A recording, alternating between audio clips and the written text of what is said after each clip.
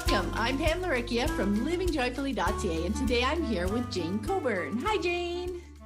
Hi. Just to let you guys know, Jayn's mom, Robyn, was on the podcast. It was way back in episode 74 now. Wow, it feels like it was very recently. But anyway, I am so thrilled that Jayn was happy to join me to talk about her experience growing up unschooling. So to get us started, can you just share with us a bit about you and your family? So we've lived in Los Angeles for my whole life. I was born here, and my parents decided from before I was even born that they wanted to homeschool me. Then they found unschooling, and I was like, oh, this is perfect. And so then, from the time I was, a baby, we were very much interested in like the local homeschooling things. Since I was very young, we would go to like park days, and I was actually in it was predominantly homeschoolers, like dance class that I went to once a week for like 10 years. I started when I was like 3. And I love that. And that's where I met so many of my friends, and a lot of the people who I saw at park days were also in that. Fun fact, I am friends from that dance class with a girl who knows the singer Billie Eilish. Oh. And a bunch of people I know actually grew up friends with her. So, 6 degrees of separation or whatever. Yeah. That's interesting. Then, we used to play at El Rey, and then around the time I was like 14, we moved to an area of LA called Mid City, which is quite literally very central to the city. I, for the first time, had my own room because we used to live in a 1-bedroom apartment, and now I have my own bedroom, which is where I'm in right now. So that was something really fun. And we've always gone to a lot of conferences and just sort of done a lot of fun traveling activities. So for me, being able to travel and connect with people that way has always been really fun. And what I really enjoy doing right now is being able to connect with my friends from all these conferences that I've met over the years, like over the internet. So I love my phone and my computer and all of that for that reason. And for a while I was in a public speaking club, which sort of after we moved, my dance teacher that I had been with for a long time, actually, she retired right around the same time that we were gearing up to move house. So it's kind of perfect timing, really. But when we moved,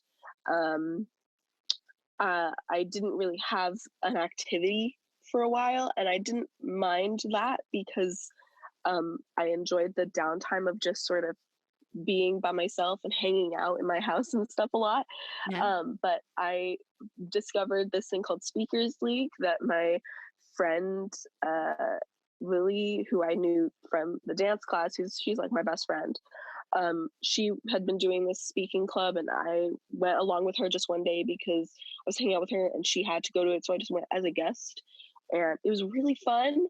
So I joined it, and because we're unschoolers, we just kind of were like, okay, it sounds fun, let's do it. No big thing about it or anything. And so that was kind of like my main thing for like a good almost 2 years. That was really fun. And now I had to stop doing that because 1, I aged out of it because I was a lot older than everybody else in the club. But 2, I had to stop because I started going to college. And that's what I'm doing now. I'm in my 2nd semester. I'm about to start my 5th week of my 2nd semester. So it's already flying by really fast. And I'm going to the New York Film Academy in Burbank, which is actually the school where my dad teaches at. He teaches sound mixing. And I am studying game design because I really like games. Not much more to it than that. No deeper thought, really. Besides, I like games, so I'll make games. Yeah. Beautiful, yeah. Beautiful. So just, to let everybody notice, make sure they notice. So you didn't go to school at all until you try out college. Yeah, this is my first time going to school, and all my classmates are aware of this, and they're all like, Yeah, I wouldn't have guessed. Like, you don't really seem like what we would think of as a homeschooler. I'm like, yeah, well, most people don't think of the right thing when they think of homeschoolers. Yeah, So, oh, and we're going to get into that in a little while too, because that'll be really fascinating. Can you mm-hmm. just talk a little bit about how you found the transition for yourself? Well, I think it was, well, so I went through like a first couple of days that was like a really sort of emotionally like tolling on me, where I was kind of like overwhelmed. But part of it had to do with the fact that um, when I chose the game design course, it ended up being close to a year before I could actually start. And I was having like sort of second guessing whether or not that was actually what I wanted to do now a year later.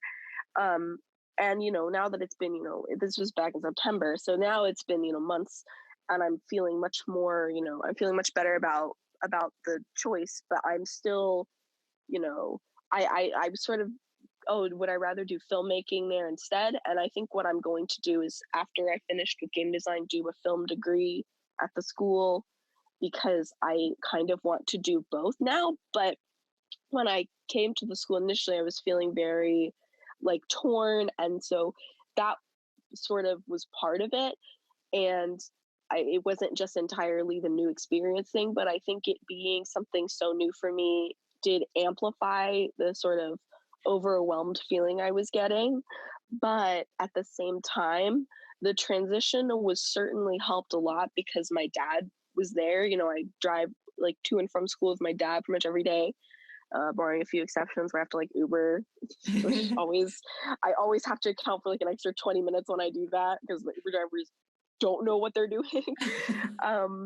But with my dad there, I was able to talk to him between classes. We will have lunch together most days.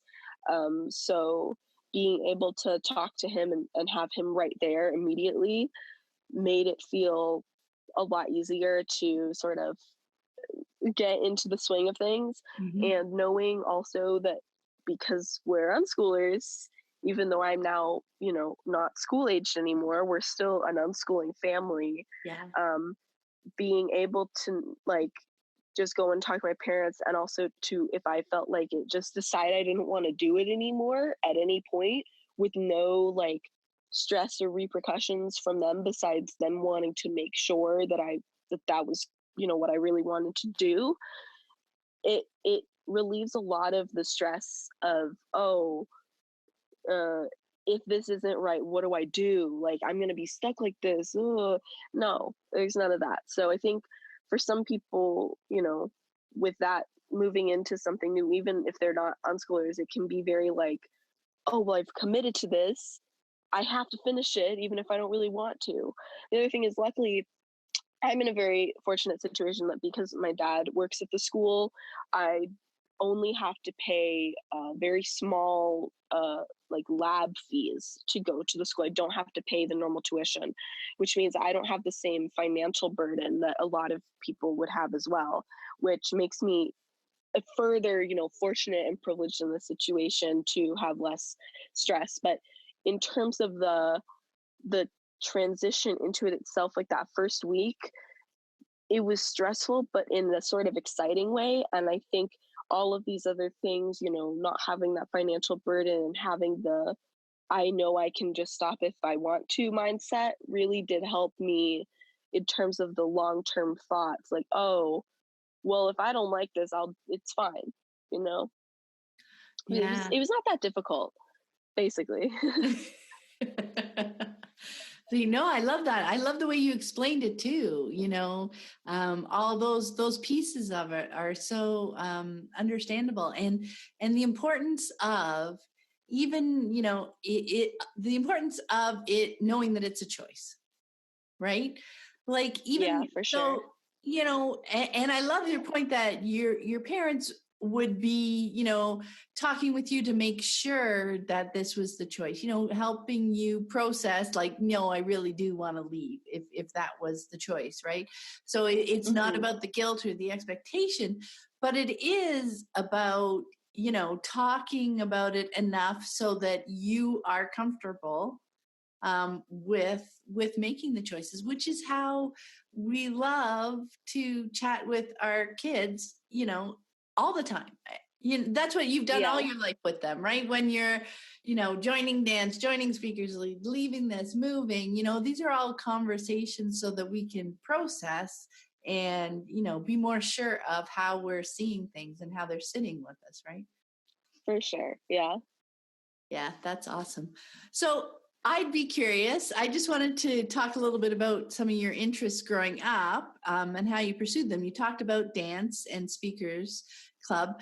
Do you want to talk a little bit about, so how did you get into game design? How was that interesting to you? Well, so first of all, I have always liked video games. And I think some of that is partially due to the time that my era growing up is like video games had become a common enough thing that pretty much everybody sort of knew what they were, and it was easy access to video games and consoles, but it wasn't to the point where all video games were in some degree like portable or online yet. Like I very much remember growing up having stacks of discs and like DVD boxes for my games, and having to install the disc and then keep the disc in the thing whenever I wanted to play.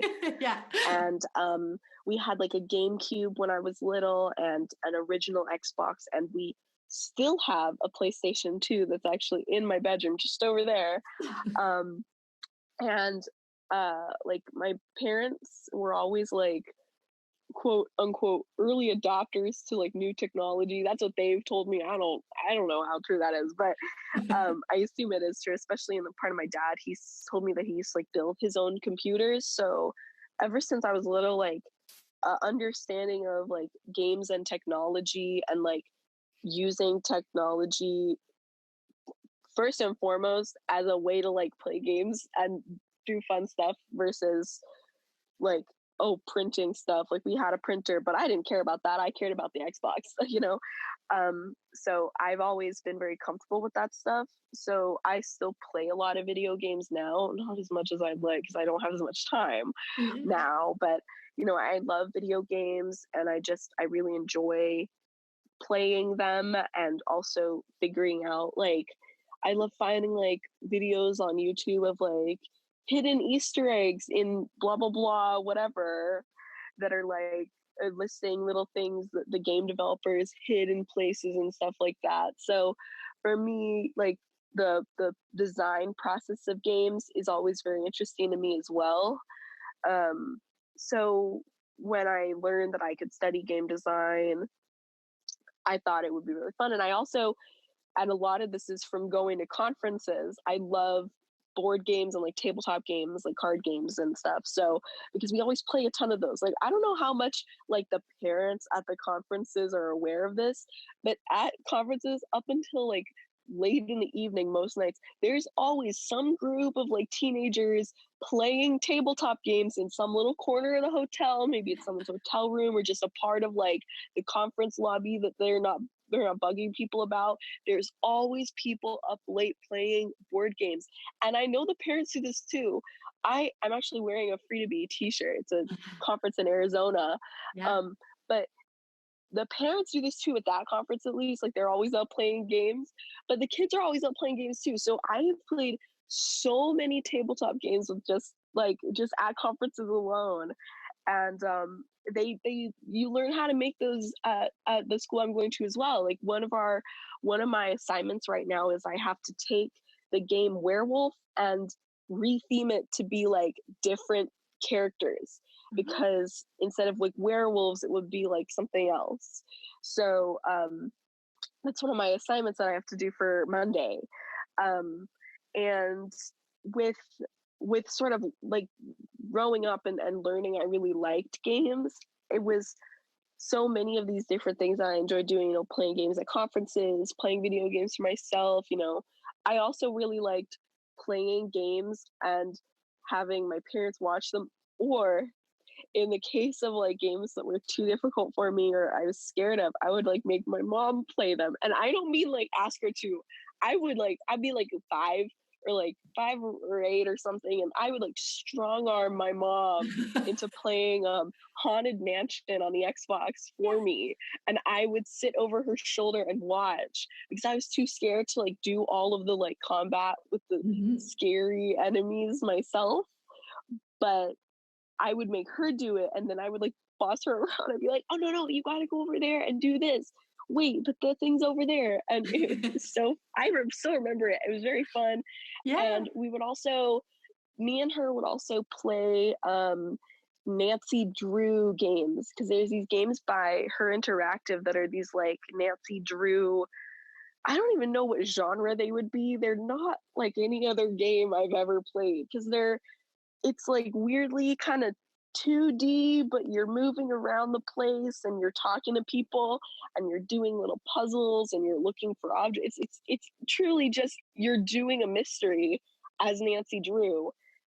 And I have played so many of these games. Like, I think me and her have played pretty much all of them, because we played one and then we were like, oh no, now we need to get all of them and play all of them. So we've played, I think, all but maybe the second one, which is really old and they didn't make a remaster for. So we haven't played that one. And I think we might be behind by one right now. But still, we've played so many of them and those are so fun. So it's these like kind of other little activities from throughout my life where I'm like, oh, I just have this like backlog of affection for games that just kind of, I don't even know what really started it. I just have always had that. And my mom actually told me a story the other day where she's like, yeah, at one of your birthday parties, you came up with this whole elaborate game for everybody to play around the pool. And it was like super confusing and none of the adults knew what you were doing, but all the kids were really into it. And I was like, so I've been designing games since I was like 8? What the hell? I don't even remember this. Oh my gosh. Yeah. It's so true. Something in me. Yeah. And that's what I find so fascinating is it's when you look back that you can start seeing the thread, right? When you're in it, it's like you said, you know, it's not like game design was flashing and lights before you saying, come this way, right? But when you look back, you can see over the years how you've been attracted to that, right? Whether it's through tabletop, whether it's through like person to person, let's play and come up with a game while we're all together, through the different kinds of video games, and loving the Easter eggs and loving knowing what designers are doing inside and the fun things that they're putting there even for themselves, and knowing that level of detail. It's so cool to see how that all kind of has come together at this point for that. It's really yeah. I wanted to talk a bit about, for unschooling parents, it can be hard when we look at our kids' interests, right? You know, and you were talking about games. It can be hard when we're starting out not to judge kind of our kids' interests and be easier or more relaxed about things that fit more easily into that academic box, right? Yet you had talked about when we were talking before about fandoms and pop culture, and you mentioned Billie Eilish and, you know, the game stuff. Those can be really great learning tools for unschoolers. When parents can do that processing to get through. So I was hoping you could talk about that a bit. Yeah. So the thing is,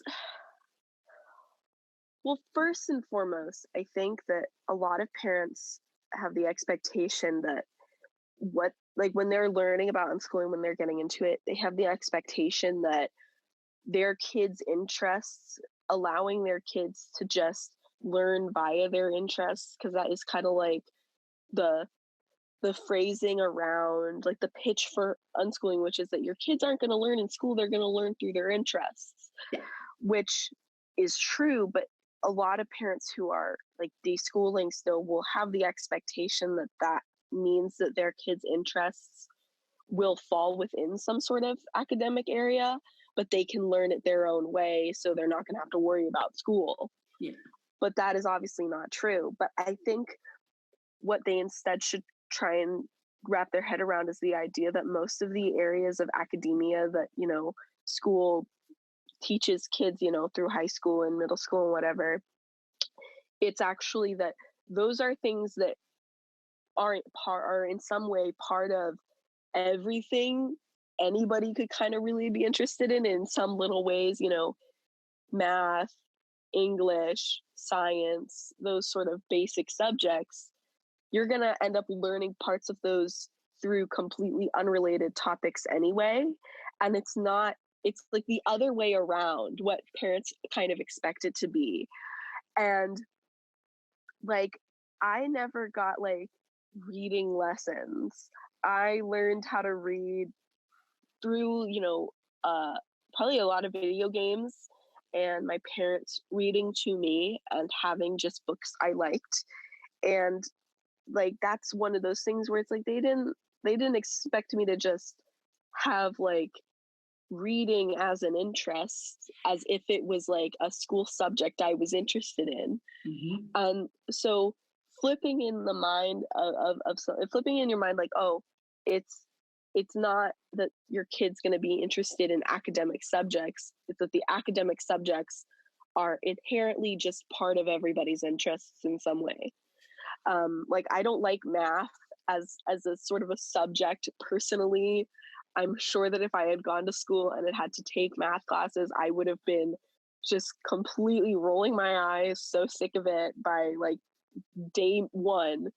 But I do use a lot of math in game design because you have to when it comes to figuring out like game mechanics. There's a lot of numbers involved with that. And when you're doing like animation, like symmetry is really important, and numbers are really like, you know, geometry is basically that. So I use these skills that I not so much didn't even know I had, because I did actually study for the CHESP, which is the California High School Proficiency Exam.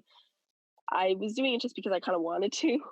Honestly, I didn't end up passing, no, I took it twice. And the at-home lessons, the at-home like tests that I did, because they had like sample tests, I did pass those, but I didn't pass the actual test. I don't really care though, so I digress. But I did know I had some degree of these skills, but I didn't really realize how much I actually was like aware of them, and I use them quite a lot. But I don't like isolated. I don't care for that, any of that. But I do like it in relation to these things. Like, I do find that part of the game design rather interesting.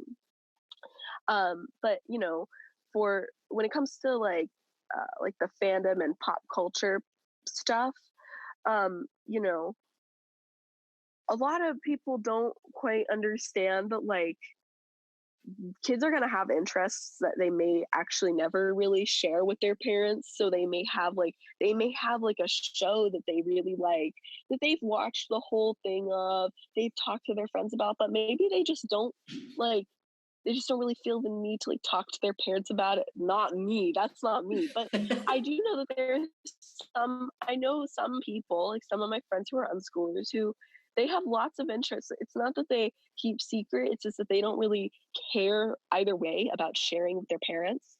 And like, they learn all sorts of things from those. So there will be areas almost of like hidden learning, like from the parent, where they'll suddenly be like, where did you learn all of this stuff? I know that my parents do that all the time, where they're like, where did you get so smart? Where did you learn this from? How did you know all this? It's like, I just know it because I just have like accumulated that knowledge from things. But, you know, like, I know lots of kids read like fan fiction, but they're not going to go and talk about the details of a fan fiction they've read with their parents, you know, not necessarily. And there's like, you know, other things like that, you know, there's some things that people just kind of learn through the stuff that they're big fans of, without even it really being shown how big of a fan they are, maybe.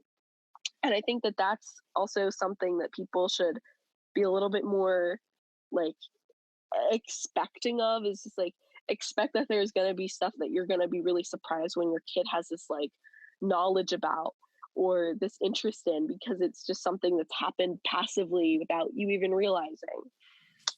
And I think fandom is kind of the one area where that's the most likely to happen, because people, when it comes to like interests like TV shows or books or whatever, movies, they may not necessarily, like, they know what their parents might have interests in, and they don't necessarily think that their parents might be interested in the same thing.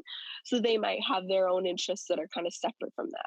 Like, I know, like, I have plenty of like shows I watch like on Netflix in my own time that I just watch them, and I don't like go and spend a million years trying to get my parents to watch them because I'm interested in them. But I do tell them about them. But not everybody does that just because they just know that their parents are like, oh, well, you wouldn't like this show, so I'm not going to bother you with information about a show that you're not interested in. Which I think even that, like, knowing that is part of like the great relationship that parents and kids tend to have with unschooling. But I I know that for me, a lot of what I know has come from like things that I'm interested in before things that I felt like I needed to learn, which is where, you know, as an unschooler, I'm very happy that I wasn't ever forced to go to classes and attend school for kind of knowledge I'd probably end up forgetting because it wasn't related to anything I cared about. So, there was no drive for me to keep learning. I rambled on for so long. I'm sorry. Oh my gosh. No, that's brilliant. I really enjoyed that, Jayn. And because it's so true that, back when you started talking, you were talking about how the interests aren't interests in subject. I loved your example of not interested in, it wasn't about learning to read, that wasn't the thing, but you were doing all sorts of things with your interests, in which reading was part of it, right? Yeah. And like playing games. Yeah, exactly. I remember that because that was a big aha moment for me. When I looked back, we've been unschooling for a few years.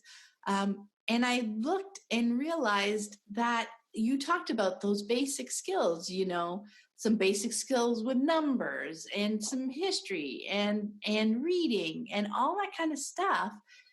They all picked up in very different ways through their own unique interests. But because those are the basic ways that as a society we communicate and share information, they all came across words and reading and numbers and everything within their interests. So it didn't matter whether it was video games or whether, for a few years it was Harry Potter or whatever it was, you still got that basic grounding because those are kind of the basic things through which we as a society use, right? Those are kind of the tools that we use and that are part of our conversations. But that's the whole point, is they don't need to be skills themselves and learned alone and naked. They can just be part of whatever it is that we're interested in pursuing. I think that's such a huge piece that helps parents release that pull to academic skills. But it takes some time to realize that difference, doesn't it? Yeah, it does. And I mean, yeah, that's the thing, is like these are sort of building blocks of how everything in our society works. So, you're gonna have to learn like kind of how to read and how to write and basic math skills. It's just gonna happen because everybody needs to know those things at some point or another. And that's not to say everybody has to get taught those things at some point or another. It's rather that they will come along naturally with everything that you do.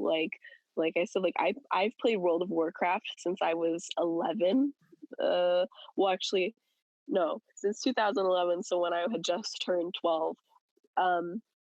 And that game, you have to do so much reading to play that game. And I had already learned how to read, by the time I was 12, but I would not have been able to fully play that game any much before that, because the amount of reading you have to do to navigate that game, to understand what you're doing, is crazy. So when I hear people say that they've like played World of Warcraft since they were like 5 or 6, I'm like, whoa. First of all, you're violating so many of Blizzard's terms of service, so that's great. But also, wow, I could never have played it that young because I could not read when I was 5 or 6.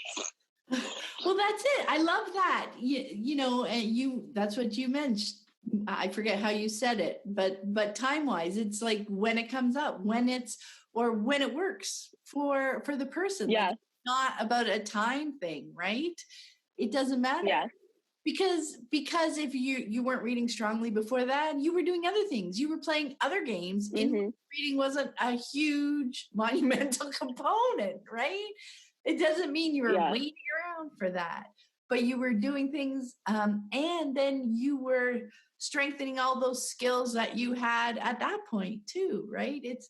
It's so fun to see, because not knowing something by any particular age doesn't need to get in anybody's way, right? You're working with with the skills that you have and pursuing the things that you like. And like you said, you know, your parents were reading to you and for you at those, you know, it just. My mom would read me Harry Potter, and I remember, like, she would read me Harry Potter in my parents' bed, and I remember when I was really little, like, I have a distinct memory of, like, laying with her and, like, looking up at the page and, like, seeing the words to Harry Potter. I don't remember which book, probably one of the earlier ones, but yeah. Yeah, like, it is all part of the journey. And that's what makes it so unique for everybody, even though, you know, we're all encountering those basic things. But that's what's so beautiful about unschooling, is because you're not putting expectations on the kids, like, and you see that at conferences, right? The expectations aren't on them, so they don't feel bad about where they are. They feel confident and happy with where they are, and their interest in the things that they're doing are playing to their strengths, and they're happily getting help when they need help, right? Just asking anybody around them. So fun. Yep. Yep. That's the way the unschooling cookie crumbles. Yeah, it is. So let's get back to what you mentioned earlier. So I'd love to hear your take on the ways that school and homeschoolers are represented in popular media and stereotypes. What's your experience with that? So here's the thing. I actually did a talk at a conference. I spoke at Free to Be back in September.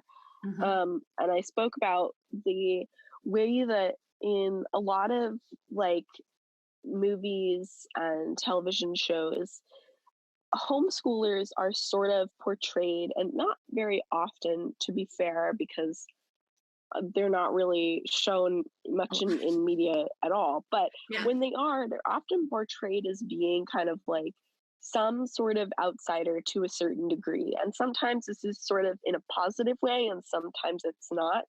And one of the things is, in a lot of these cases, it's not so much that they get the idea that, you know, a homeschooler would be, you know, an outsider to school kids wrong, because that is true, because they're not going to necessarily have the same interests or be in the same social circles as a school kid.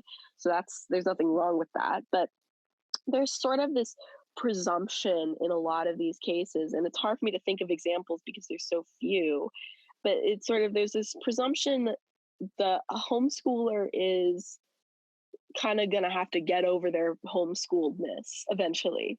Like, they're gonna have to one day become normal, or like they're always going to be weird because of that, or they're missing out on something.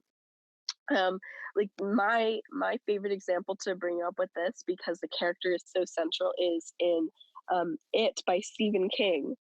The character of Mike Hanlon, he is homeschooled, and his nickname, and particularly in the movies, the new films, in the movies, like, the other kids, their nickname for him at first, when they first meet him, they literally call him Homeschool. They would say, "Hey, Homeschool." And, you know, it's like, to me, it's like, how is that at all relevant? But okay, it's like they don't they don't know much about him beyond the fact that he's homeschooled.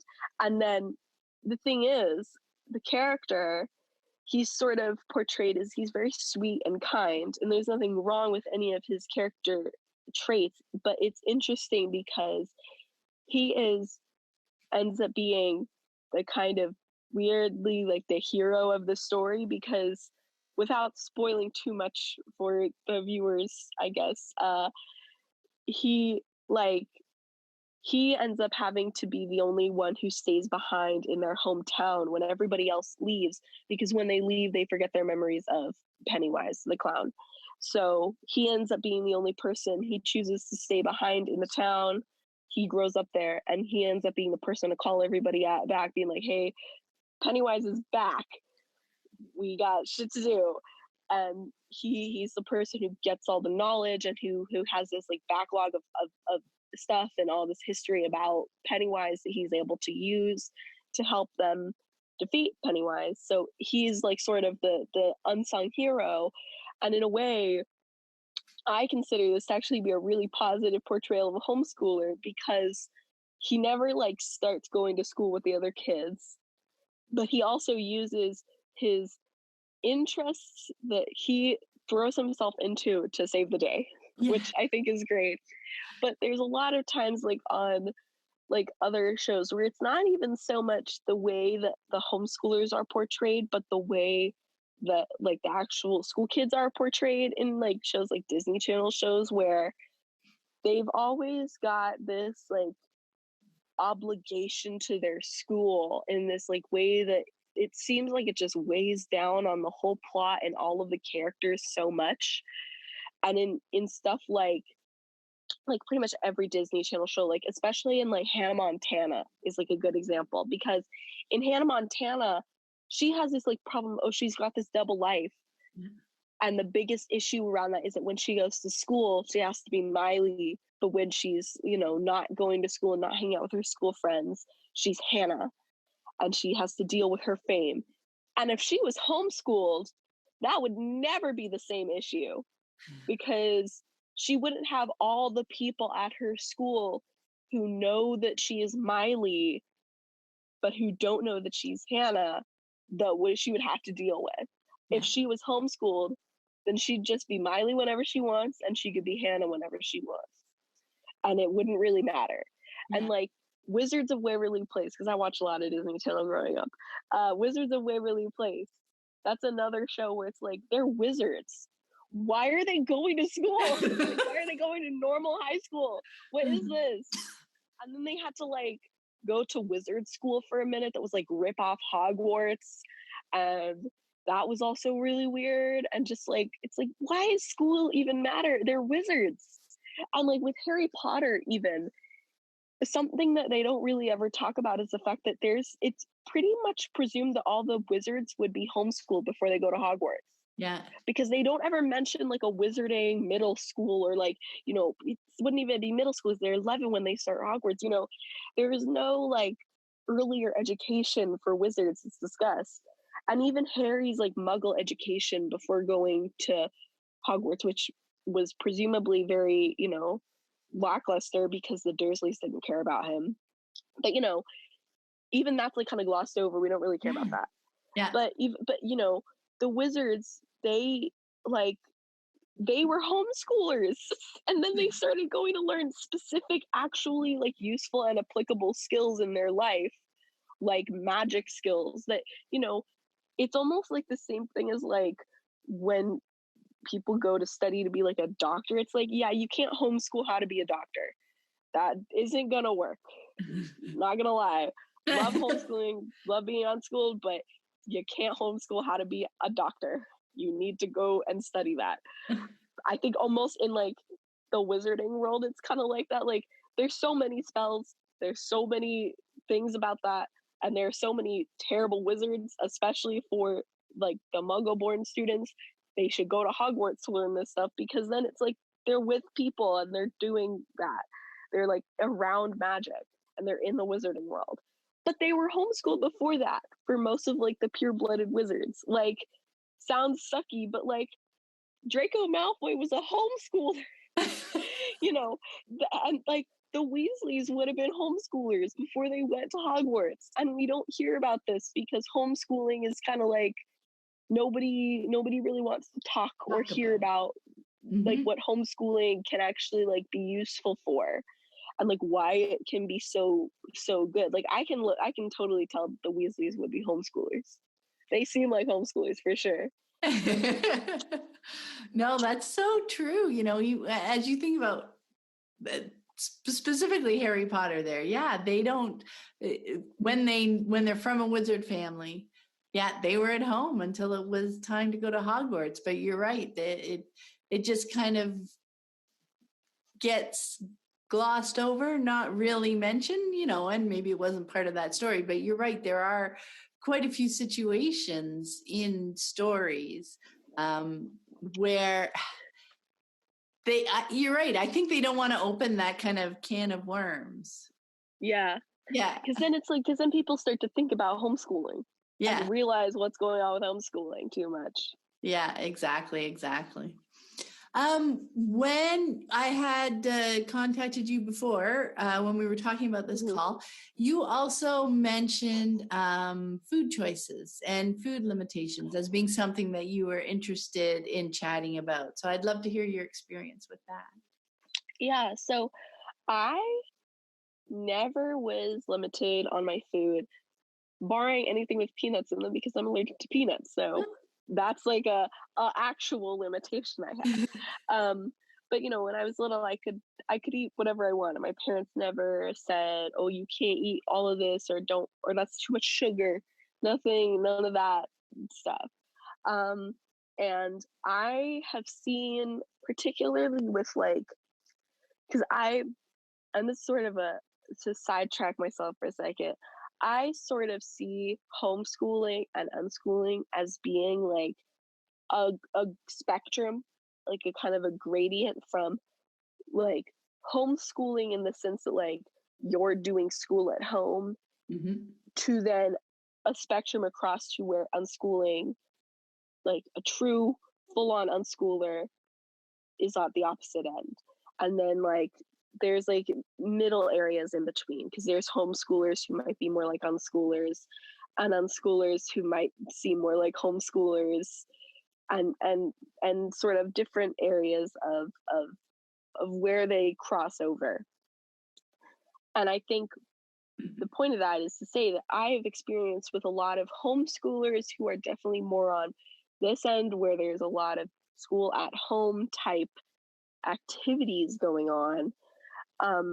There tends to be more of the like food restriction type things, because I feel like that almost occurs more with homeschoolers than it does with like parents who send their kids to school, because when they're sending their kids to school, they have a lot less control over what their kid does day to day anyway, because their kid's at school all day. So they're not thinking so much about what their kid's going to be necessarily eating at every moment of the day, besides maybe packing them a lunch. And so they're not going to be over their shoulder to say, don't eat that, you can't eat that 100% of the time. Whereas with homeschoolers who are on this more sort of academic leaning side of things, there'll be a tendency to, and I've seen this with my friends who have this life, who their parents will be very particular over their diet. And sometimes it's for like medical reasons, like if they have like actual allergies, and sometimes it's kind of for no reason at all. 1 second, excuse me. I'm just getting over a cold. Sorry about that. No problem. But with like restricting foods and things like that, because I've never had that for myself, but I've seen it with my friends, I've noticed that a lot of the time, all that it ends up leading to is kids really wanting that specific food, like more than anything, and going kind of crazy for it, and like making it a whole big thing, when maybe they don't even really care that much for that food. They just want it because it's sort of exclusive and like out of reach for them. And it just makes me like, I mostly wanted to talk about this because it just kind of like as like a PSA to unschoolers who are, or the people who are getting interested in unschooling. It's like, just like let your kids eat what they want, because the other thing is like, unless your kid's like actually allergic to something, the vast majority of things that they're going to eat, they're going to bounce back from. You're not going to set them up for a life of horrible diets because they're allowed to try and eat whatever. They're going to know exactly what they like and what they don't like, and they're going to be able to pick and choose as they go very specifically what they want to eat. Like, you're more likely to set up your kid for a life of being a picky eater who's very specific about what they want to eat than somebody who wants to eat everything all the time. Like, for me, I don't really have very much of a sweet tooth, and that's because when I was little, I never was restricted to eat sugar or anything like that. I was allowed to eat, as many cookies or whatever, much candy as I wanted, which I honestly didn't eat very much. But like, as a kid, like when I would go trick or treating, which I did up until just a few years ago, I would be the type of person who would have like a bag full of candy and I'd have it like sitting around, not be eaten for like 5 months. Yeah. Because I just wouldn't finish the candy. Like, my parents would eat more of it than I would. Like, because I just don't have much of a sweet tooth. So, like, there's places where by creating that like unnecessary restriction, you're gonna sort of almost sabotage your goal. And I've seen it happen. Like, I've been at my friend's house where like they're homeschooled, but very like school at home, homeschooled, and their mom would have like dietary restrictions on them very specifically, and all that they would want would be to have this one thing, and it would create like a huge like argument and like fight and like like tantrums, whatever you want to call it, like that sort of thing would happen. And it would be like, oh my god, how is any of this worth the fuss? Just let them eat it. Oh my gosh, like, who cares? Like, what do you think is gonna happen? So that's just sort of the like, I don't think that it's worth all the stress people put themselves through to try and restrict and have super control over their kids' diets, because I know what can happen if you don't do that, and it's fine. Like, it is truly fine.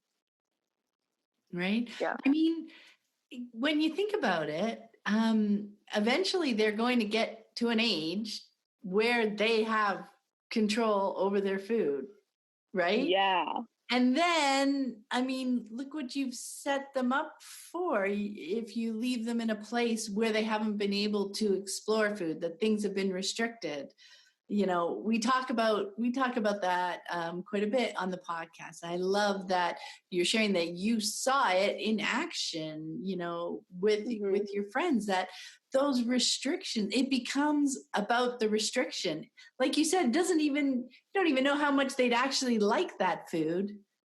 It's the urge is there because of the restriction, right?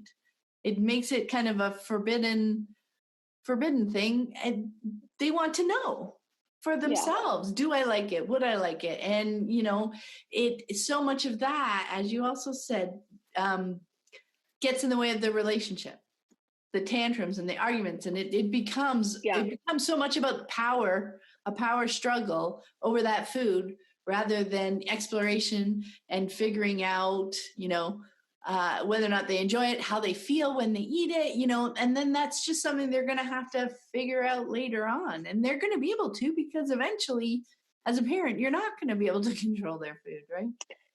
100%. It's like parents who live more like kind of traditional lifestyles, but who are also like homeschoolers, particularly, because like I said, the greater access to that control, they have a tendency to set up so many arbitrary restrictions, and with other things beyond just food, that just kind of like seem like they're setting their kid up, like they're sort of self-sabotaging their own, goal, but they're also setting their kid up for difficulties with understanding themselves and their own limits with those things. like, because like I said, like, I know that I don't have a huge sweet tooth. If I had never been allowed to have sugar as a kid, I wouldn't even know that. Yeah. And I would have no idea what my sort of tolerance for that was. Mm-hmm. Yeah. Wow. That's so interesting. And that's such a great point too.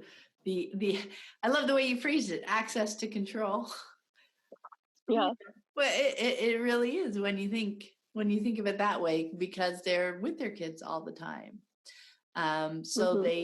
it is something definitely to consider and contemplate. And that's the huge chunk of the deschooling journey, right? As you're figuring this out and you're figuring out relationships and you're seeing the reaction and the challenges that when you attempt to control things, what happens to the relationship, right? So there's Mm-hmm. just so many aspects to it. Thank you very much. Yeah. So, last question. I would love to know, looking back, what do you appreciate most at this point from growing up unschooling? Oh, I think a lot of it is sort of that, like,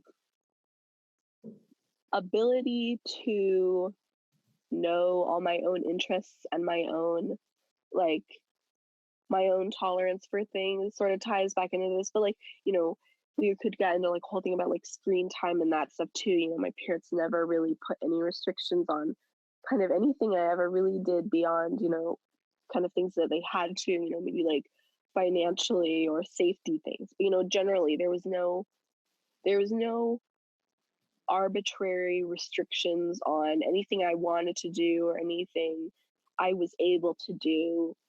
And in that, it ended up making it so easy for me to figure out really quickly what I was interested in, what I did like, what I didn't like, kind of to also have like these skills with these things that are so important because I'm studying game design. That's a technological field, I'm using computers every day at school, and because I've grown up being able to have unlimited access to a computer, I'm good at a computer. I know how to use a computer completely.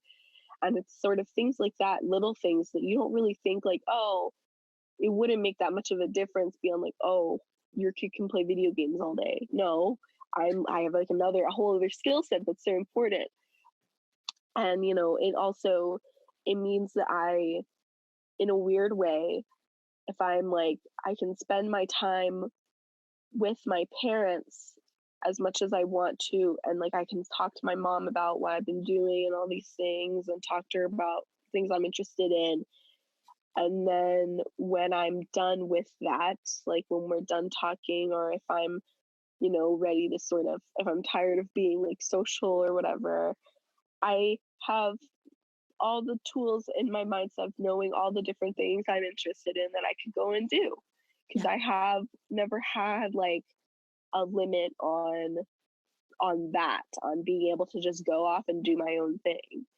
And I think that part of the relationship of my parents being willing to trust me to find my own entertainment at certain times when I'm not feeling like relying on them to entertain me, as a kid. It's like I could go and play Barbies by myself when I was little. Like I didn't always need somebody with me for those things. Like I always had a sense of independence that allowed me to find a certain degree of both entertainment, but also to learn and know my own limits myself. So I think sort of that has been really helpful, especially now, like in college, because, I'm with people all day, most days. Like I've got, most days I have 2 classes a day and I'm at school for hours and I'm with the same group of people. I see these people almost every day since September, and I'm friends with all of them.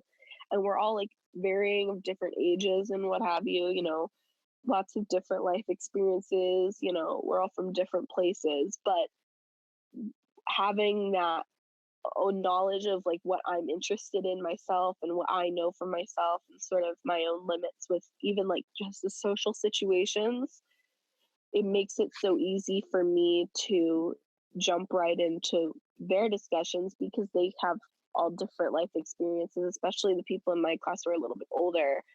Like, I don't feel in any way like any sort of outcast or different from them because I have the same amount of like knowledge of myself and like self-confidence in my interests and my capabilities that they all do with their different things, whether that be from like a prior college experience, because most of the people in my class are actually getting MFAs, so they're getting like an extended degree on there, like they're getting a postgraduate degree, so they already have undergraduate degrees.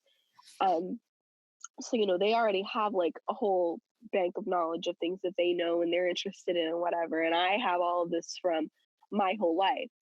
And it makes me feel more equal to them in a weird way, even though, you know, we are all in the same situation, but still. And, you know, also just knowing that I can come and talk to my parents about anything whenever I want to, whenever I need to is very nice. And also knowing like, again, that like ease of pressure, like, oh, well, if you aren't enjoying this, just quit. It's fine. Like, there's no, like, oh, well, if you don't get good grades, then we're going to take away blah, blah, blah. It's like, well, no. First of all, can do that now because I'm 20. That'd be really extra and, like, stupid. But, you know, like, there's never been anything like that. So it's just nice to have that feeling of, like, almost relief. Like, oh, if I'm anxious or stressed about anything, it doesn't actually matter because I can just I can just leave the situation or not do this thing that's bothering me. You know, like like homework that I have actually quite a bit of. It's like my base level of stress or anxiety about any of that is so low because I know like at the end of the day, oh, if I don't get like all A's, which for the record, I got all A's last semester, just saying. But like if I don't get all A's, it's like, oh well, whatever, no big deal. Like it doesn't really matter to me. Like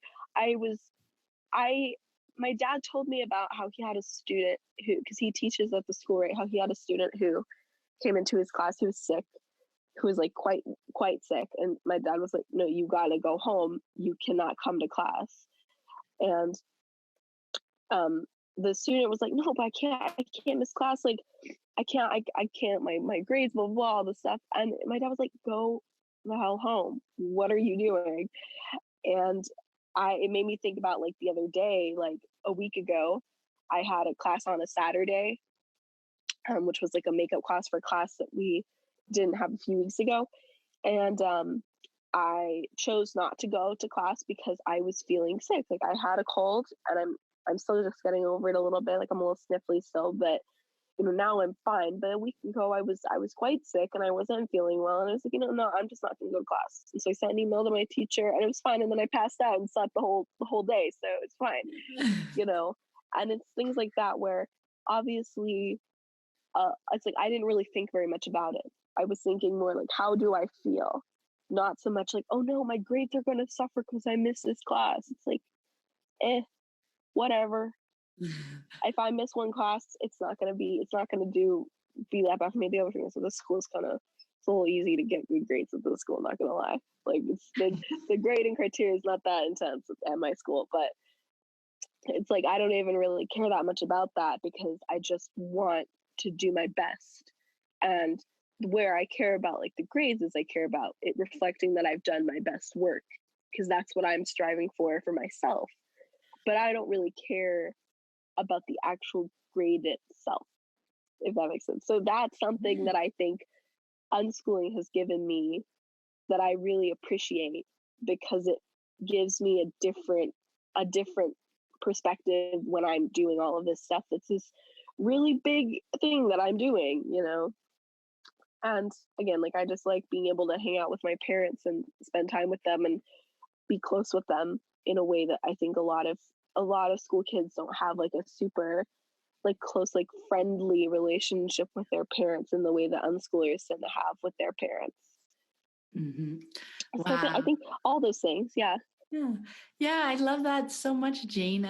Yeah, you talked about the self-confidence, the self-awareness. I love when you were talking about how, you have so much life experience because you've been living your life for years and years and years, to be part of conversations with like older people who have other life experiences, beyond school. Like you feel like an equal, that you can participate in those conversations rather Yeah. than, yeah, I think that was so brilliant. I love that. And just that confidence to know yourself and to be able, like you were saying, if I've had enough of being social, I'm happy to go. If I want to join a conversation, I know how I'm comfortable jumping into a conversation. Yeah, and the relationship with parents. Yeah, you hit so many wonderful notes about unschooling. Thank you so much. Yeah. Yeah. And I want to thank you so much for taking the time to speak with me, Jayn. I'm so happy that we made it work. Yay! Yeah, this is awesome. I had a great time. Honestly, if you ever want me to come back, I'm free on weekends. So, Weekends, yes, I know. this We're is doing this awesome. on a weekend. Yeah. Yeah, this is which that's crazy. I'm now for the first time in my life, I'm a person who's like, ooh, the weekends, Yeah, which yeah. that's something different. You have Because meaning now. before it used to be like there was not all that much difference besides the weekend would be the time when my dad would be home from work, so we'd get to do stuff as a family. But for myself, it was like there's not much difference. But now, oh yes, there is, and I am becoming a normie where I'm excited for the weekend. Uh, and I had like 2.5 weeks off for Christmas break, and I was like, oh yes, I get to stay home all day. It's like, what's happening to What's me? happening? Oh, that's brilliant. Yeah, Oh, thanks again so much, Jayn, and have a great day. yeah. You Bye. too. Thank you. Bye.